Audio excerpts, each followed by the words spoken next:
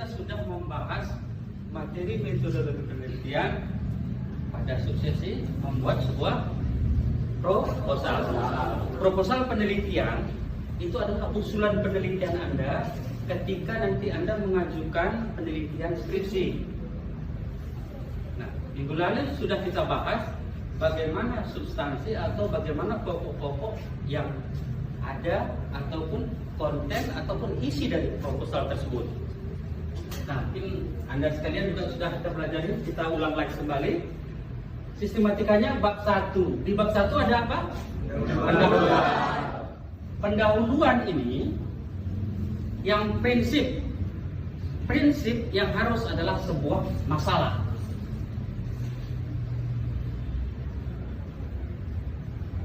Masalah atau kemarin problem. Kita mau membuat sesuatu, membuat sebuah penelitian adalah melalui persoalan atau masalah yang harus dipecahkan. Nah, dari mana kita bisa dapat masalah? Kemarin sudah kita pelajari. Dari mana masalah? Ya, bisa dari jurnal, dari buku bisa, dari skripsi-skripsi yang terdahulu, dari fenomena yang ada menurut Anda menarik, Anda kaitkan dengan teori yang sudah Anda pelajari, Anda bisa menjadikan sebuah bahan atau masalah sebuah skripsi. Terus masalah ini yang perlu juga harus kita tekankan kemarin adalah menarik untuk diteliti. Ini menarik. Kalau tidak menarik, mengapa tidak teliti? Kalau hanya duplikasi, mengapa kita teliti lagi? Tetapi yang harus menarik. Nah, pengertian menarik di sini apa? Apakah menarik di sini harus belum pernah diteliti? Tidak harus ya. Walaupun sudah pernah atau mungkin mirip sudah pernah diteliti, Anda bisa membuat dengan variabel lain ataupun dengan ilustrasi lain, inovasi lain, sehingga penelitian itu jadi lebih menarik. Dari menarik ini nanti akan timbul ada kemanfaatannya. Tapi bagi Anda yang masih S1, ya kalau S2, S3, kemanfaatannya atau apa, karena jenjang pendidikannya lebih tinggi, ya sudah substansinya ke sana. Untuk Anda yang S1, Anda menghindari plagiarisme itu sudah bagus. Ataupun Anda sudah punya ya komit sendiri bahwa skripsi saya yang akan saya tentukan ini, alasan saya ini, dan itu menarik. Jadi ada permasalahan tadi, ada beberapa. Dari mana kita peroleh masalah? Ada beberapa sumber ya kan. Bisa dari skripsi, bisa dari jurnal-jurnal, ya dari buku, fenomena yang ada, ya, masalah yang ada yang menurut Anda adalah itu merupakan sebuah problem atau masalah yang menarik untuk diteliti. Lantas dari sini kita harus membuat semacam rumusan masalah. Anda buat rumusan yang jelas. Dari sini rumusan masalah, maka kita buat semacam tujuan penelitian. Mana masalahnya apa? Tujuannya apa? Ini harus bagaimana?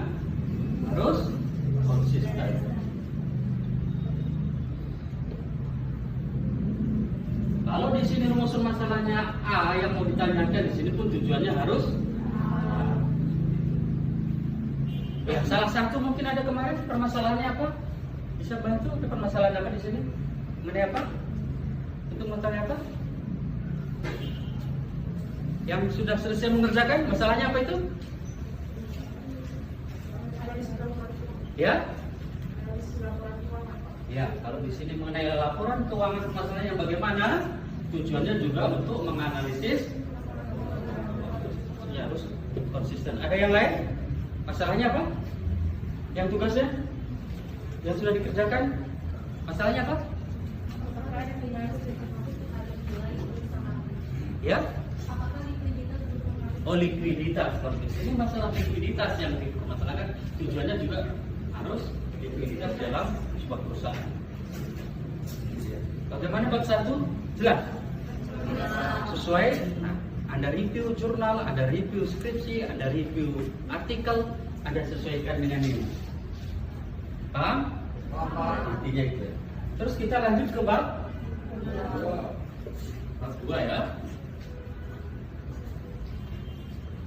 Bab 2 mengenai tinjauan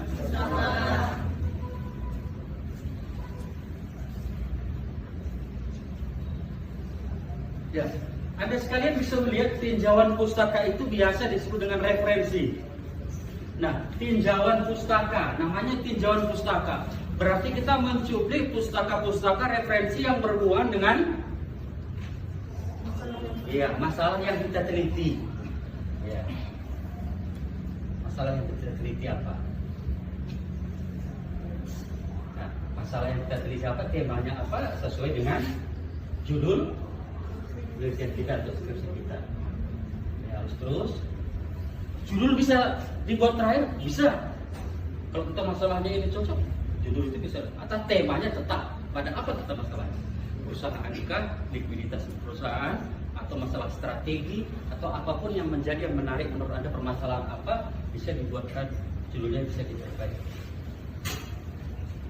Temanya jelas, tujuannya kemana, masalahnya bagaimana, sesuaikan.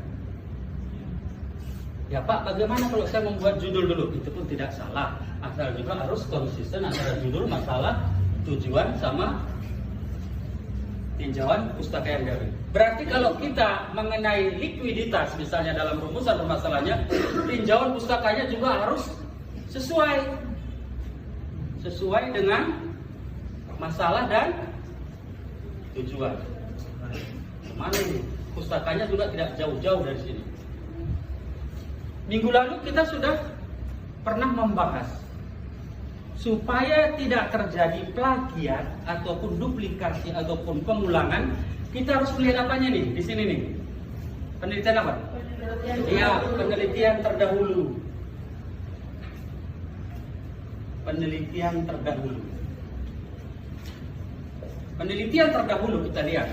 Dia sudah membahas mengenai masalah A, masalah B, masalah C. Kita masih menarik di antara ABC ini. Nah, kita bisa mengambil celahnya di mana harus kita ambil. Yang masih menarik, yang tidak ada terdapat plagiarisme ataupun pengulangan kembali, kita bisa mengambil pustakanya si A yang berkaitan bisa, dari si B bisa, dari si C bisa. Jadi penelitian kita semakin kaya, semakin kompleks. Itulah intisari tujuan dari penelitian.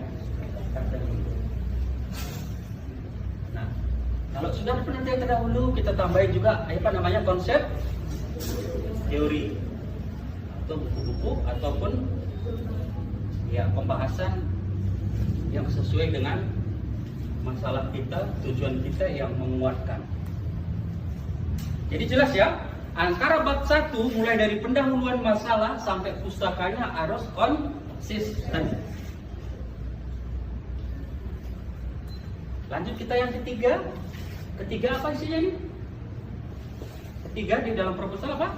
Metode.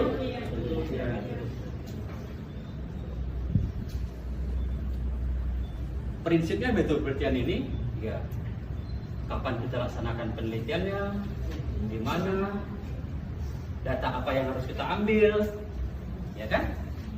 Teknik pengambilan datanya bagaimana, itu sudah kita belajar semua. Nah, kapan? Data apa? Primer kah?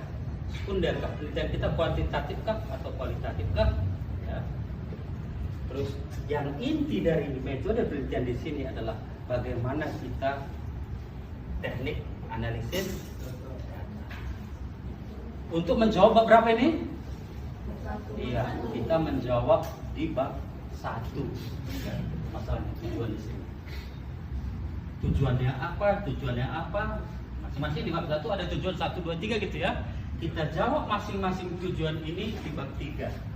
Di bab 3 ini tadi tujuan 1 kita analisis menggunakan apa? Tujuan 2 kita menganalisis apa? Tujuan 3 kita menganalisis dengan menggunakan apa? Ya kemarin kita contohnya, kalau pengaruh kalian kemarin mengambil pengaruh hubungan itu kita menggunakan apa? Tadi yang sudah tanya? Iya, regresi. Serangkaian dengan uji-uji, ya. asumsi klasik. Nah, ini nanti semester teori Anda pelajari untuk Anda tahu secara garis besar begini pembuatan sebuah teknik analisis. Kedua, misalnya kita strategi, kemarin ada juga ya, menggunakan apa? Analisis SWOT. Kalau kita tujuan duanya ini kan hubungan, mari kan, terus ini strategi menggunakan analisis SWOT. Ada juga perbandingan ini kita menggunakan uji T ya. Perbedaan A dengan ini kita uji dengan uji T. Seperti ini. Dari bab 1, bab 2, bab 3 yang sering ada pertanyaan adalah di bab 3. Ya, karena di sini adalah bagaimana metode penelitian itu kita laksanakan. Di sini harus jelas karena di bab 3 ini itu adalah informasi kepada kita bagaimana kita melaksanakan penelitian tersebut. Data yang kita ambil bagaimana, teknik kita pengumpulan data bagaimana harus dijelaskan. Ya. Ada juga yang menjelaskan di sini kerangka berpikir. Nah, untuk ada yang semester 3 bisa dibuat atau definisi operasional juga ada ya. Nah, ini nanti bagi Anda sudah semester 6 membuat proposal yang sebenarnya itu Anda akan dikonfirmasi oleh dosen pembimbing. Nah, Anda yang masih semester 3 ini cukup memahami bahwa inti krusial bab 3 itu adalah bagaimana data yang harus kita ambil, bagaimana cara pengumpulan datanya, dan bagaimana teknik analisis datanya. Sehingga kita melihat dari bab 3 ini, oh dia langsung mengambil penelitian seperti ini, pengambilan penelitian di sini, pelaksanaan penelitiannya seperti ini, jelas terarah di bab 3 gitu. Nah, menurut yang sudah Bapak analisa ataupun Bapak baca dari laporan ataupun tugas dari mahasiswa, bab 1, bab 2, bab 3 kadang-kadang tidak sinkron.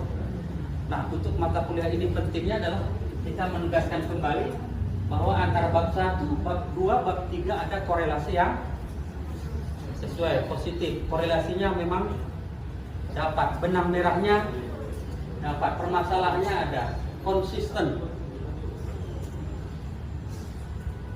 Jadi ketika kita bicara bab 1, dia akan rujukannya ke pustaka bab 2, ketika metodologinya juga atau metode penelitiannya juga sesuai dengan permasalahan yang diambil. Ketika dia melaksanakan penelitian, dia juga mengetahui bagaimana pengumpulan datanya. Kalau dia misalnya mengambil kuesioner ataupun wawancara dengan responden, sehingga jelas bahwa proposal ini adalah usulan penelitian kita, rancangan awal untuk melaksanakan sebuah penelitian. Kalau Anda skripsi, mungkin begitu Anda sekalian Anda sudah sedang mengerjakan. Ada pertanyaan mungkin? Kalau sudah jelas, Anda bisa memberikan komentar bagaimana memahami sebuah proposal. Ya silakan, kalau ada pertanyaan silakan. Pak, kan saya nengok di buku bimbingan skripsi, kenapa di bab 2 nggak ada hipotesis, Pak? Ya. Ya. Pertanyaannya itu di bab 2 ya. Bab 2 mungkin saudara Aditya ikut mata kuliah ini karena Aditya semester 7 ya. Ya, semester 7 memang harus ada hipotesis. Hipotesis. Ini dugaan sementara. Di bab 2. Ada yang juga di bab 1 itu tergantung perguruan tingginya, kita menggunakan di bab 2. Nah, mata kuliah ini untuk semester 3 ini saya nanti sebelum hipotesis saya jelaskan terlebih dahulu apa pengertiannya, bagaimana penulisan statistiknya, baru saya masukkan ke bab 2. Tapi sekarang sudah ditanya oleh kakak Anda, kakak kelas, bahwa di bab 2 itu juga harus ada dugaan sementara kita. Dugaan sementara terhadap tujuan ini. Ya kan? Diduga bagaimana, ada hubungannya kah? Kalau dia bagaimana diduga, bagaimana tujuannya, diduga bagaimana, baru dianalisis dengan menggunakan teknik analisis tadi. Ya, Anda nanti kalau semester 6 pembuatan skripsi, kita nanti kan tambah ada bab 4 dan bab 5 ya. Dalam sistematika pembuatan laporan itu nanti kita menulis hipotesis. Kakak Anda Aditya sekarang sudah semester 7, maka dia wajib menggunakan hipotesis. Nah, ya. Itu Anda nanti kita belajar dulu bagaimana penulisan hipotesis dan bagaimana secara statistiknya. Kita tulis dulu, langsung kita tambahin di bab 2 untuk semester 3 ya. Tambah dengan hipotesis.